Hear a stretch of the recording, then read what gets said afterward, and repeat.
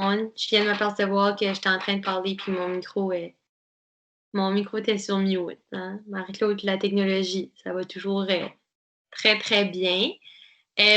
Donc j'espère que vous allez bien. Aujourd'hui, je vous parle du transport membranaire, donc du transport du milieu de l'intérieur vers l'extérieur de la cellule, puis de l'extérieur vers l'intérieur, de ta cellule.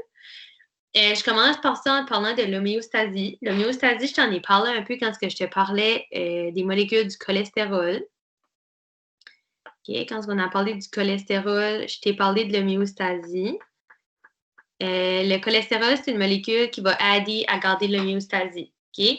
L'homéostasie, c'est quoi? C'est vraiment l'équilibre. OK? C'est de garder ta molécule, l'intérieur de ta cellule stable, même s'il arrive des changements à l'extérieur de ta cellule. Par exemple, les types de changements que tu peux observer quand ce que je parle de cellules, c'est soit des changements au niveau de la température ou des changements au niveau du pH.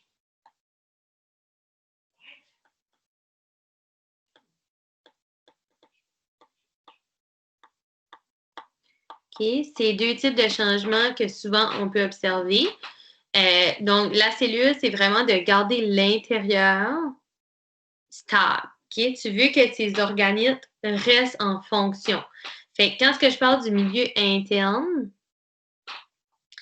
c'est vraiment les organismes. Fait que, par exemple, le noyau, la mitochondrie, les lysosomes, les peroxysomes, ils ont toutes des fonctions puis ils travaillent tous à une certaine température, un certain pH. Donc, c'est important que ça reste. Je te dis que chez les organismes, les cellules baignent dans un fluide. Un fluide, c'est pour dire que c'est un liquide extracellulaire qu'on appelle la lymphe. C'est quoi ce liquide-là? C'est vraiment juste un mélange d'eau puis de différentes substances qui sont dissoutes. Okay? Rappelle-toi que l'eau, c'est un des meilleurs dissolvants. Donc, toutes les substances qui y passent, ça, avec l'eau, ça crée la lymphe. On va commencer en parlant du transport passif. Vous voyez dans le tableau que j'ai deux différents transports. J'ai le transport passif, puis j'ai le transport actif. OK? Ça, c'est mes deux types de transport principaux. Je dis un peu dans le mot. Passif, OK, c'est que j'ai pas besoin d'énergie. C'est facile. OK? Actif, j'ai besoin d'un petit peu plus d'énergie, j'ai besoin d'aide, j'ai besoin de quelque chose. OK? Fait que c'est pour ça que dans le tableau, ici, qu'est-ce que la molécule fait dans le transport passif?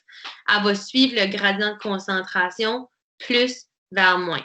Je te donne un exemple. Par exemple, si j'aurais des molécules dans ce verre d'eau ici, puis que dans le verre d'eau ici, j'en ai juste deux, le gradient de concentration, c'est que ça va aller de plus concentré vers moins concentré. Fait que tes molécules vont s'en aller dans ce côté-là. C'est pas comme ça que ça se passe pour vrai, c'est juste vraiment à titre d'exemple. Okay? Plus concentré vers moins concentré. Étant donné que ça suit le gradient de concentration, que ça va vraiment de plus vers moins, j'ai besoin d'aucune dépense d'énergie de ma cellule. OK? Fait que ma cellule ne dépensera pas d'énergie parce que ça se fait automatiquement. C'est facile, c'est passif. OK? Ça va automatique. Le transport actif, par contre, lui, il va d'une place qui est moins vers plus. OK? Il va contre le gradient de concentration. Donc, à ce moment-là, ma cellule va devoir dépenser de l'énergie. C'est actif. Pense à toi quand tu fais du sport, tu es une personne qui est active, tu dépenses de l'énergie. Même chose pour ta cellule. Donc, transport passif en suivant le gradient de concentration, puis il n'y a aucune dépense d'énergie. Fait que ce tableau-là, quand même assez important au niveau de la compréhension. C'est de savoir que passif, ça y va de plus vers moins, ça se fait automatiquement. Je n'ai pas besoin d'énergie. Tandis que actif, il faut que je sois actif. Il faut que mon corps il dépense de l'énergie. Ensuite de ça, la diffusion. Diffusion, c'est un type de transport passif. Okay? Fait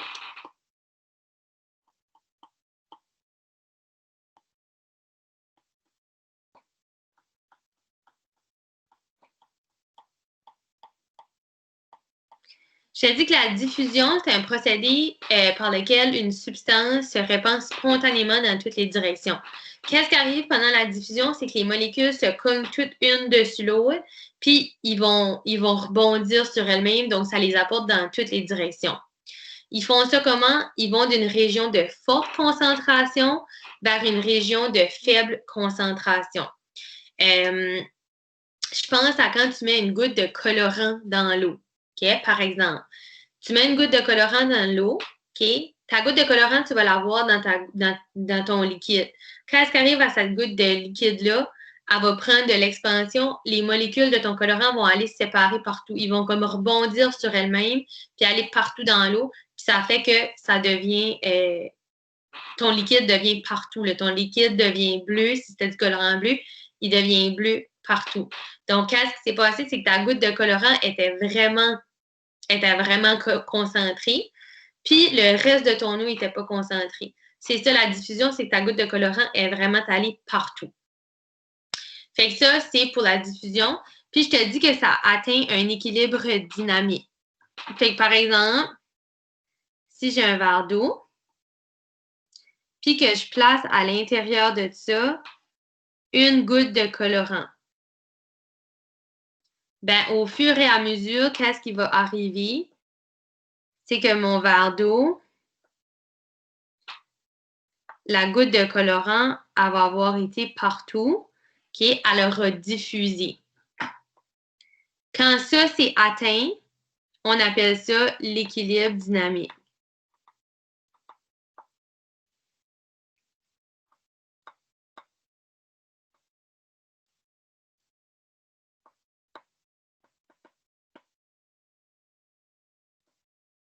Okay? Que ce sera la même chose partout. La concentration est égale partout. Okay?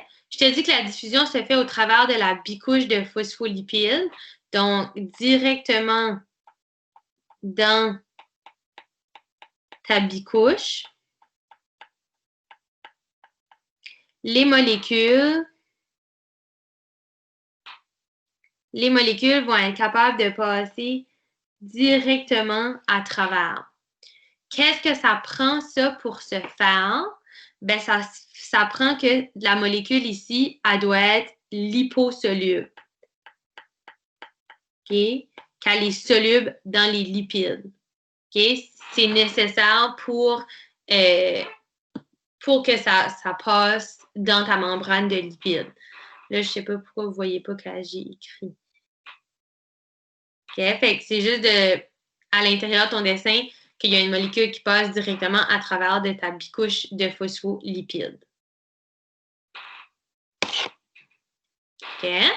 Exemple, l'eau, le CO2, l'oxygène. Ça, c'est des composés qui sont liposolubles, donc qui passent bien dans les lipides, qui vont passer directement à travers de ta membrane sans problème. OK? Donc, ils vont juste passer à travers ta membrane cellulaire, puis ils vont se retrouver à l'intérieur puis à l'extérieur. Donc, la diffusion, je te dis que c'est le déplacement des molécules d'une forte concentration à une zone de faible concentration jusqu'à ce que c'est égal partout. Okay? Fait que comme tu vois dans le dessin, ici, c'est très élevé en concentration. Bien, les molécules vont se déplacer par ici pour venir faire un équilibre dynamique. Okay? Fait que, comme que je te parlais, ça, par exemple, ça serait comme ta goutte de colorant. Ça ici. Puis qu'est-ce qui se passe? Ben, c'est que ton colorant commence à diffuser vers où est-ce qu'il n'y en avait pas. Okay? Où est-ce que j'avais pas de colorant? C'est là qu'il va commencer à diffuser pour aller atteindre cet équilibre dynamique-là. Okay? Pour aller atteindre un équilibre, pour atteindre un juste milieu. Encore, je te montre juste le tableau. Fait que molécules dans le transport passif suivent le gradient. Okay? Plus vers moins. Plus concentré vers moins concentré. Transport passif, l'énergie, aucune dépense. Ça se fait facilement, c'est passif. Okay? Ton corps, ta cellule n'a pas besoin de dépenser rien. Tandis que actif, je vais de moins vers plus. J'ai besoin d'une dépense parce que je vais contre le gradient. Okay? Ici, je te le montre. Fait que diffusion simple, diffusion facilitée. Okay? Ça, c'est le transport passif. Aucune énergie. ATP, c'est énergie, qui est l'adénosine triphosphate. On le verra un petit peu plus tard. Fait diffusion simple, diffusion facilitée, c'est des types de transport passif. Diffusion simple, directement à travers de ta membrane, OK? Donc, à travers de tes phospholipides ici. Fait qu'est-ce que ça prend pour faire ça? Ça prend une molécule qui est liposoluble, OK? Qui aime les lipides. OK? Ça prend quelque chose qui est liposoluble. Quand une molécule n'est pas liposoluble, elle peut quand même faire le transport passif, mais en passant par des protéines. OK? Soit des canaux protéiques ou des protéines porteuses. OK? On va voir la différence. Fait canal protéique, protéines porteuses. Puis, si, ici, vous voyez mon gradient électrochimique, donc plus vers moins, OK? C'est ça que je devrais suivre. Le transport actif, c'est que mes molécules veulent aller dans le sens contraire. Je vais aller contre ce gradient-là, je vais aller contre ce qui est logique. Donc, à ce moment-là, j'ai besoin d'énergie. J'ai une nécessité en ATP.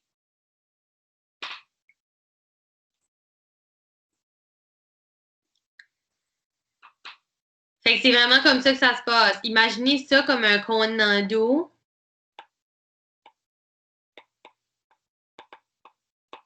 Puis que, par exemple, la molécule-là, c'est le colorant. Ben, quand je mets une goutte de colorant, c'est ça que ça fait, ça se disperse partout. OK, je vais te le montrer comme ça encore. Je pensais que ça allait rejouer. OK, mais vous l'avez vu, c'est vraiment que ta molécule ici, ça se disperse. Fait que des courtes définitions. Le mouvement spontané, c'est le mouvement autonome dû à l'énergie cinétique des molécules. Spontané, c'est que ça se fait un peu toute seule. OK? Je vais mettre mouvement automatique. Ça se fait seul. L'équilibre dynamique, c'est quand la concentration est égale partout, quand elle est constante. OK? Fait qu'après que ma molécule a passé d'un milieu qui était moins concentré vers un milieu qui est plus concentré, contraire, plus concentré vers moins concentré, ben, ça veut dire que j'ai atteint un équilibre dynamique. Okay? J'ai atteint cet équilibre-là, il n'y a plus rien qui va se passer. Puis le gradient de concentration, je te dis, c'est la différence des concentrations entre la zone de faible et de forte concentration. Fait que par exemple, si j'aurais 4 molécules ici, puis que j'en aurais vraiment plusieurs ici, mon gradient de concentration me dirait qu'il faudrait que je m'en vais dans ce sens-là. Okay? Entre la zone de faible et de forte concentration, c'est mon gradient. Fait qu'ici, je te parle encore de diffusion. Donc, tu as de l'eau, tu as des molécules. Ça, c'est avec un soluté. OK? Par exemple, si je mets une goutte de colorant rouge, qu'est-ce que ça va faire? Mon colorant rouge va se disperser partout. OK? Dans le milieu, c'est ta membrane cellulaire. Ben, c'est ta membrane. OK? C'est qu'est-ce qu'il faut qu'il traverse. Donc, tu mets une molécule de colorant, ta molécule va s'en aller partout. OK? Elle va se disperser partout. Rendu ici, quand j'ai le même nombre de molécules de chaque côté, c'est censé être une flèche. Quand tu as obtenu les molécules pareilles de chaque côté, je dis que tu as obtenu l'équilibre dynamique.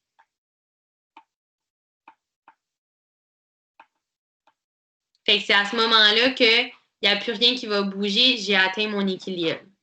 Si je mets 2 solutés, donc dans ce cas-ci, par exemple, 2 molécules de colorant, OK, que je prendrais par exemple du rouge puis du bleu, qu'est-ce qui se passe? C'est vraiment que tes molécules se frappent une contre l'autre jusqu'à temps qu'elle atteigne cette diffusion-là. Fait que tes molécules ici vont s'enligner par là parce qu'il n'y en a pas. Ceux-là vont s'enligner par là parce qu'ils n'en ont pas. Ils vont s'interchanger jusqu'à temps qu'ils obtiennent un équilibre. Puis à ce stade-là, je dis que j'ai l'équilibre dynamique. Okay? Que c'est pareil de chaque côté. Il n'y a plus de mouvement qui va se faire, c'est pareil. Ça, c'est de la diffusion, c'est le transport facilité. OK? Donc, c'est du transport passif, excuse-moi, transport passif. Ça veut dire que je n'ai pas besoin d'énergie. Ça se fait toute seule. Diffusion facilitée, maintenant, je te parle que c'est la diffusion des molécules d'une forte à faible concentration. Sauf que c'est fait avec des protéines de transport. Okay? Donc, ce n'est pas des molécules liposolubles.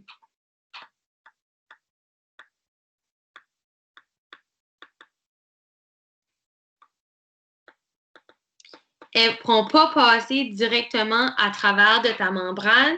Elles ont besoin de quelque chose pour les aider. Donc, je te parle des canaux protéiques puis des protéines porteuses. C'est les deux choses qui vont les aider à passer au travers. Fait que quand on a vu la membrane cellulaire, je vous ai pointé là, des protéines. Ben, il y en a deux. Ben, il y en a plus que deux, là, mais deux dans le cours qu'on va voir, les protéines porteuses puis les canaux protéiques. OK? Fait que ça, c'est des protéines de transport qui vont aider aux différentes molécules à passer.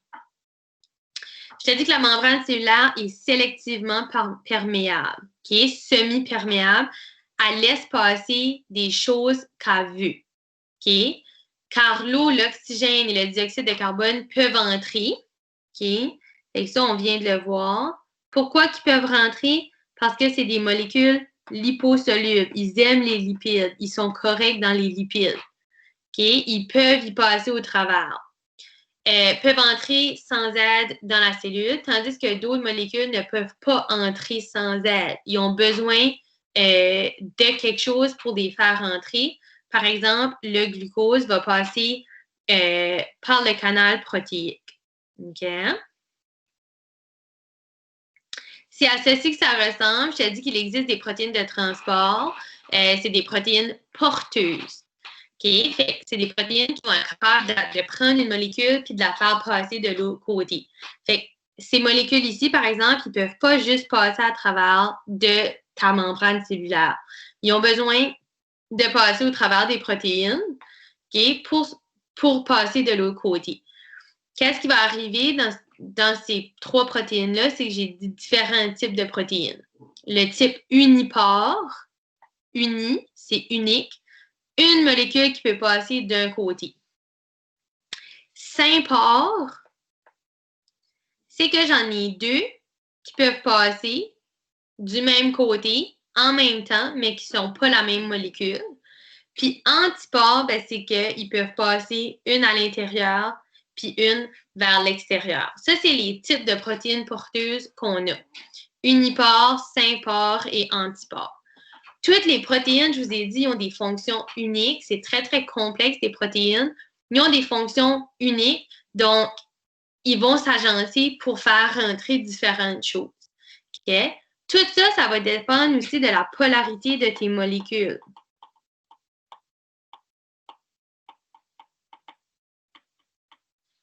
Par exemple, à ce niveau-là, je ne pourrais pas avoir deux molécules qui vont passer si ils ne peuvent pas être une à côté de l'autre. Okay? Par exemple, je ne sais pas, 2 Na+, ben, ça ne marcherait pas. C'est pour ça que, par exemple, ici, je pourrais avoir un Na+, puis un Cl-. Okay? Vu qu'ils ont des charges opposées, ils vont pouvoir passer en même temps. Fait que c'est juste de savoir que j'ai 3 différents types de protéines. Le transport passif, donc passif encore, je te rappelle, aucune énergie. Elle peut se faire de deux façons, par la diffusion simple, donc simple directement à travers la bicouche, puis la diffusion facilitée à l'aide des protéines porteuses, protéines de transport. Okay? Les protéines de transport, diffusion facilitée, il faut que quelque chose rende le travail facile. Il faut que quelque chose les aide. OK?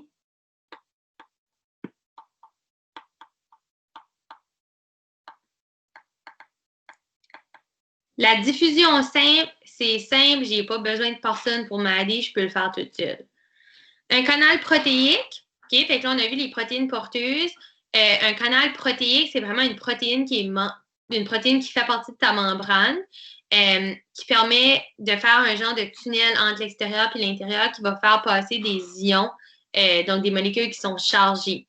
Donc, par exemple, Na+, Cl-, n'importe quoi qui a une charge va les faire passer. Un canal protéique ne laisse passer que les ions soient positifs ou négatifs. OK? Fait exemple, un canal protéique positif va refouler tes ions positifs. Un canal protéique qui est négatif va refouler tes ions négatifs. OK? Fait que les mêmes charges se repoussent. Wow! Que j'ai fait là. OK. J'étais là. OK. Fait que par exemple, un canal qui est positif va refouler, donc va empêcher les ions positifs. Fait que refouler, c'est vraiment juste pour dire empêcher. OK? Il ne va pas les laisser passer. Les charges pareilles se repoussent. Les charges différentes s'attirent.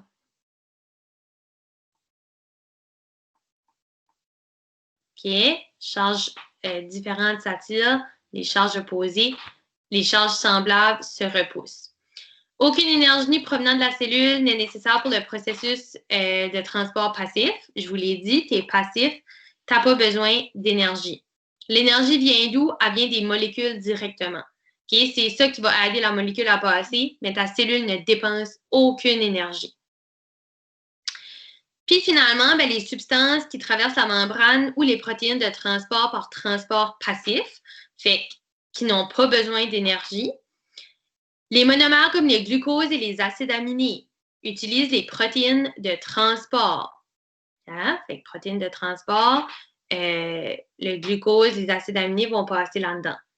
Les ions, okay, donc les molécules qui ont une charge, donc par exemple du H+, le Na+, le Cl-, ceux-là, ils vont passer par des canaux protéiques. Fait que la seconde que j'ai une charge, je passe par un canal protéique. Pourquoi? Parce que mon canal, il est chargé, il y a une charge, donc il va être capable de soit refouler ou de les faire passer.